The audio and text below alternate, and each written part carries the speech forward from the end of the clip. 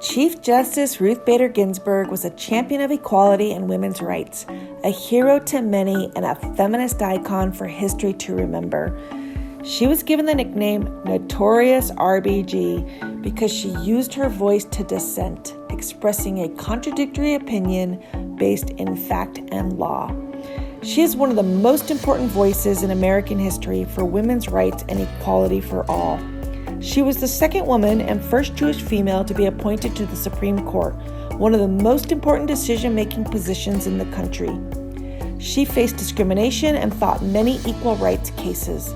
Her life and legacy is important because many of the rights we as women have today are because of her.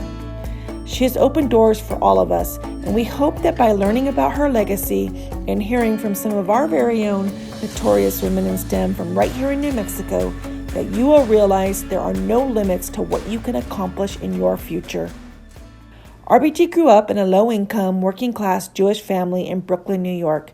She went to public school and excelled as a student. She was in orchestra, was a baton twirler, and her nickname was Kiki Bader. As a young girl, she disagreed with the notion that boys were expected to do big things, while girls were simply expected to find husbands and didn't need to go to college. Not only did she go to college, she graduated top of her class at Cornell, Harvard, and Columbia universities, all top schools in the U.S. At Harvard, she was one of only 9 women in her class of 500 men. She didn't get discouraged, though. She persisted and excelled academically, becoming the first female member of the Harvard Law Review. She had a partner on her journey, Martin, who she said was the first boy she met who cared that she had a brain. He adored her, cooked for her, and was her biggest cheerleader and supported her career aspirations. Even though she was smart and had graduated top of her class, she was turned down for jobs simply because she was a woman. She found another way. She became a professor at Rutgers and at Columbia, where she became the school's first female tenured professor. She discovered, though, that she was being paid less than her male counterparts. Can you imagine getting paid less for the same job just because you are a woman? She purposefully pursued making a change, not just for herself, but for all of us. First, she laid the groundwork. She served as the director of the Women's Rights Project of the American Civil Liberties Union, for which she argued 6 landmark cases on gender equality before the U.S. Supreme Court. In 1993, she was appointed to the U.S. Supreme Court by President Clinton. Because of her groundbreaking cases working at the ACLU and during her tenure on the court, the following advancements were made. State-funded schools like the Virginia Military Institute could no longer discriminate and had to start admitting women. This case led to increased opportunities for women in the military and across the U.S. And today, gender and pregnancy discrimination is also not allowed. Employers cannot discriminate against gender or reproductive choices. And her work paved the way for equal credit opportunity and gave women the right to financial independence. Now we have our own bank accounts, credit cards, and own our own homes. We can all learn a lot from RBG. Her example showed us to be determined and to speak up. She was small in stature and had a soft voice, but she spoke up and spoke strongly. Your voice can be heard and you can make a difference no matter your size, gender, race, or background. And she taught us to stand in our truth, even if you stand alone. Stand with conviction. What you feel in your heart is right, even if your opinion isn't popular. And be resilient. RBG faced discrimination, multiple bouts of cancer, and every time she got knocked down, she got right back up. She also taught us to care for others and to surround ourselves with people who care and support us. She fought for the rights of women and equality for all, and she surrounded herself with those who encouraged and supported her. Most of all, she showed us that women can be anything we want to be. A scientist, an engineer, in a technology career, or a Supreme Court justice like RBG, or even Vice President of the United States like Kamala Harris.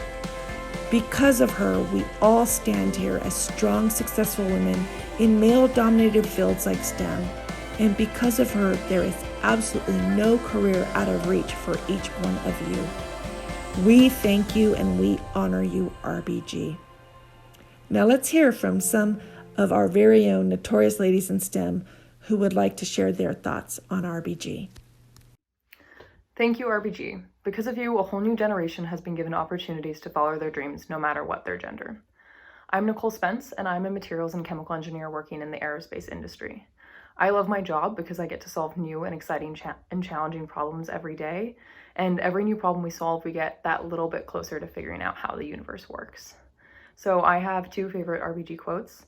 I'm an immigrant from South Africa, and one day she spoke to some newly naturalized citizens, and she said, "We are a nation made strong by people like you." RBG always valued diversity in life experience and identity. My other favorite is, she said, "When I'm sometimes asked, when will there be enough women on the Supreme Court? My answer is, when there are 9. People are shocked, but there's been 9 men and no one's ever raised a question about that." I love that message because it has really applied to my experience in engineering. I'm going into an industry that has been male-dominated since its inception. And while we're seeing more gender diversity in the workplace, we need to remember that there's still work to do. And young women like you are going to be doing that work. Thank you, Ruth Bader Ginsburg. Because of you, I know I can accomplish anything I set my mind to. RBG continually set goals to enhance herself as well as others around her, effectively becoming one of the most influential women in history and helping make America safer and fairer for women today. Hi, I'm Resin O'Malley, and I'm a software engineer. A software engineer is someone who builds websites, computer programs, phone apps, and video games. Being a software engineer means I get to solve and play with puzzles every day. I also get to be creative and help build new ways to interact and play with different apps or software. Take a moment and think about your favorite video game or mobile app. Could be Minecraft, TikTok, whatever you love using. Do you know how that was made? That question is what fueled me to become a software engineer. So I actually have a favorite RBG quote, and that is, "My mother told me to be a lady." And for her, that meant be your own person, be independent. As a woman, remember the struggles that RBG went through to make it possible for you to go out and be whatever you want to be.